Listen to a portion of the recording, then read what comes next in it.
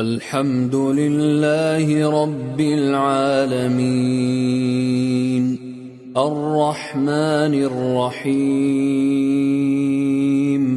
مالك يوم الدين إياك نعبد وإياك نستعين اهدنا الصراط المستقيم صراط الذين أنعمت عليهم غير المغضوب عليهم ولا الضالين.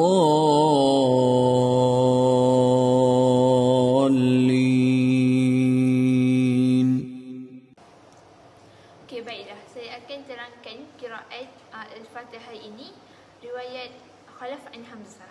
Okey, dalam Al-Fatihah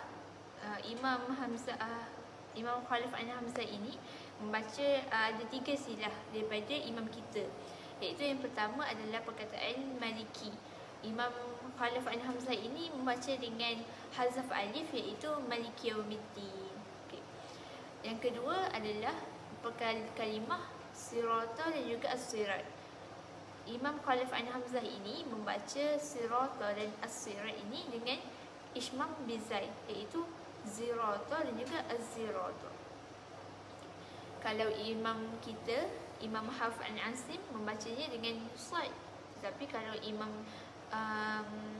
Khalaf an Hamzah ini membaca dengan Ishmam Bizai. Baiklah, yang terakhir adalah kalimah alaihim. Imam kita Hafs an Asim membaca dengan perkataan alaihim, kasrah dan juga sukun untuk mim. Tapi kalau Imam Khalaf an Hamzah ini membaca dengan alaihum iaitu dhammah dan juga sukun untuk mim pada kedua-dua tempat alaihum. Okay.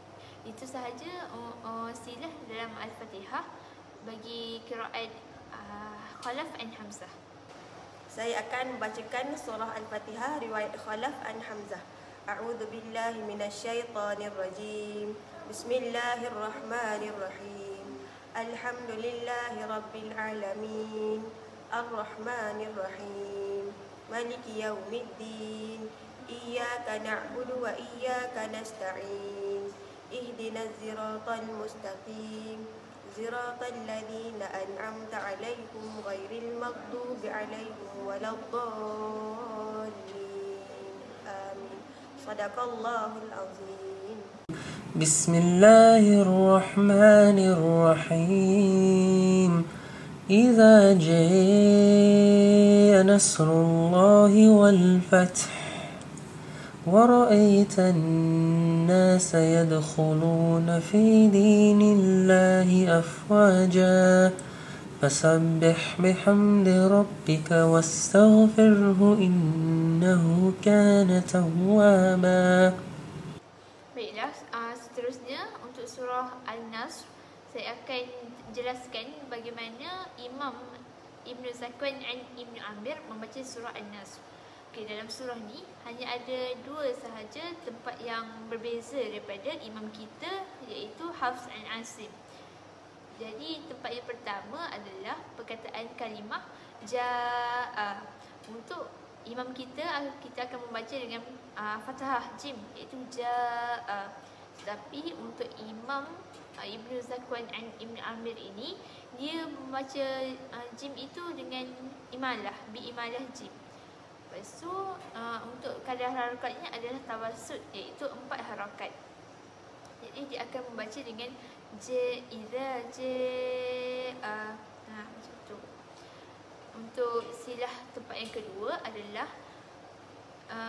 tidak silah hak dhamir iaitu pada perkataan wastaghfirhu. Ada sesetengah imam membacanya dengan wastaghfirhu. Tapi untuk Imam Ibn Zakwan dan Ibn Amir ini dia tidak silah hak dhamir macam imam kita juga. Jadi itu sahaja 2 tempat yang berbeza untuk Imam Ibn Zakwan dan Ibn Amir ini dalam surah An-Nasr. Baiklah, saya akan membacakan surah An-Nas riwayat Ibnu Zakwan dan Ibnu Amir. A'udzubillahi minasyaitonirrajim. Bismillahirrahmanirrahim. إذا جاء نصر الله والفتح ورأيت الناس يدخلون في دين الله أفواجا فسبح بحمد ربك واستغفر إنه كان توابا. صدق الله العظيم.